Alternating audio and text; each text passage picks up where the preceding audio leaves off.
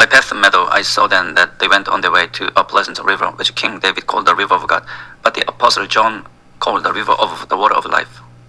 Now, their way lay along the bank of the river. Here, therefore, Christian and his companion walked with great delight, and they drank of the water of the river, which was pleasant and enlivening to their weary spirit. On the bank of both sides of the river, this river, were green trees, which bore all kinds of fruit, which the pilgrims were also much pleased with. Furthermore, the leaves of the trees were also good for medicine. They prevented sicknesses and other diseases that are common to traveling pilgrims. On both sides of the river there was a meadow which remained green all the year long and was intricately beautified with lilies. In this meadow they lay down and slept, for here they could sleep in safety. When they awoke, they again gathered fruit from the trees and drank of the water of the river, and once more lay down to sleep. Thus they did for several days and nights.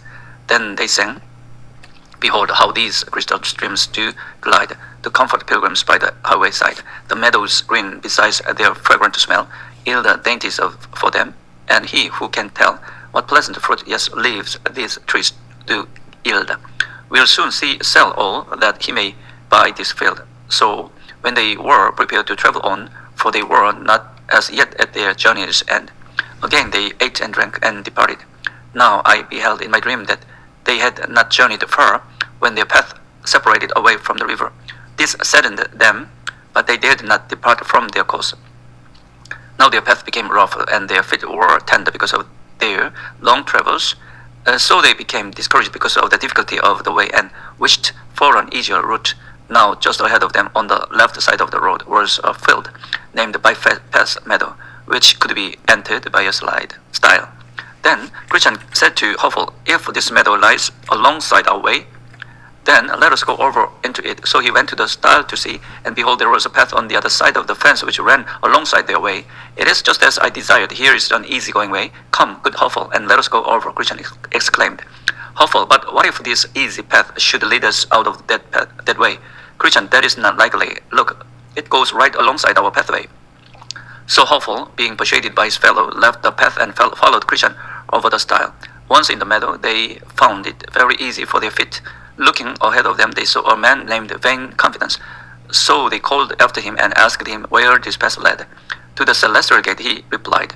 "Look," Christian said to Hoffel, "didn't I not tell you so? Now you see that we are in the right path." So they followed Vain Confidence, and he went on ahead of them. But behold, as the night came on, it grew very dark, and they lost sight of him.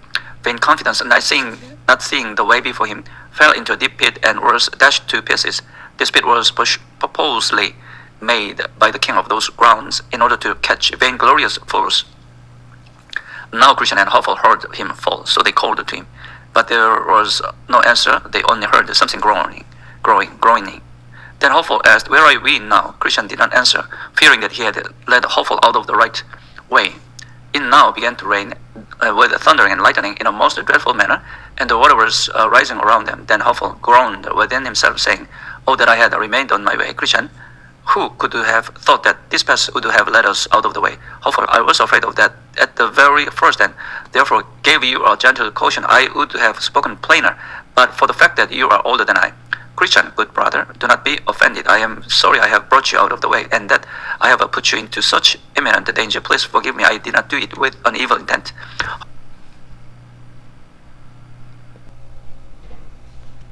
Hoffel, be comforted, my brother, for I do forgive you. We must believe that this too shall be for our good. Christian, I am glad that you are such a merciful brother. We must not stay here. Let us try to go back again. Hoffel, but good brother, let me go first. Christian, no, if you please, let me go ahead, so that if there is any danger, I may meet it first, because by my guidance we have both gone out of the way. No, you shall not go first, for your mind is troubled, and you may lead us out of the way again. Then, for their encouragement, they heard the voice of one saying, "Set your hearts toward the highway, even the way by which you came, turn back." But by this time, the waters had greatly risen, so the way of going back was very dangerous. Then Christian realized that it is easier to go out of the right way than to get back into it. So they attempted to go back, but it was so dark and the flood was so high that they almost drowned 9 or 10 times. Neither could they, using all their skill, get back to the stile that night. At last, finding a little shelter, they sat down there. Being weary, they fell asleep until the daybreak. Here's a detailed description of the episode By-Path Meadow from The Pilgrim's Progress, focusing exclusively on events leading up to and within the meadow itself. Before Christian and Hopeful entered By-Path Meadow, they experienced a joyful and refreshing journey. They had found comfort and nourishment near the River of Life, walking along paths shaded by the Tree of Life, symbolising spiritual renewal and encouragement. The fruit of the tree was sweet, the river's water clear, and their spirits were greatly refreshed and uplifted. Their conversation flowed freely, full of joy and confidence as they recounted God's past faithfulness. However, shortly after this pleasant experience, their journey took them onto a very rough and difficult road. Their feet became sore and weary, and their once cheerful mood began to diminish. Discouraged by the increasingly hard and stony way, Christian's eyes wandered to a path running parallel to theirs, separated by a fence, a smooth, soft-looking meadow named By-Path Meadow. The meadow appeared inviting, comfortable, and much easier to walk upon. Initially, Christian suggested they leave their difficult path and step onto this smoother ground. Hopeful was hesitant, aware of the risk, yet Christian insisted, convinced they would remain near the true path. To reassure Hopeful, Christian said, "If this meadow lies along by our wayside, let's go over into it." Upon climbing over the stile into By-Path Meadow, they immediately felt a relief from their tiredness. Their initial feeling was one of great pleasure and relief, as their aching feet now touched soft and welcoming ground. They laughed lightly, believing they'd made a wise decision. Yet their joy quickly gave way to unease as the evening came swiftly and darkness began to fall. They struggled to discern their way clearly in the gathering gloom. Anxious thoughts replaced their earlier relief. Hopeful began to voice his concern, questioning the wisdom of leaving their original path. Christian, sensing his companion's doubt, tried to reassure him, yet he too felt uneasiness in his heart.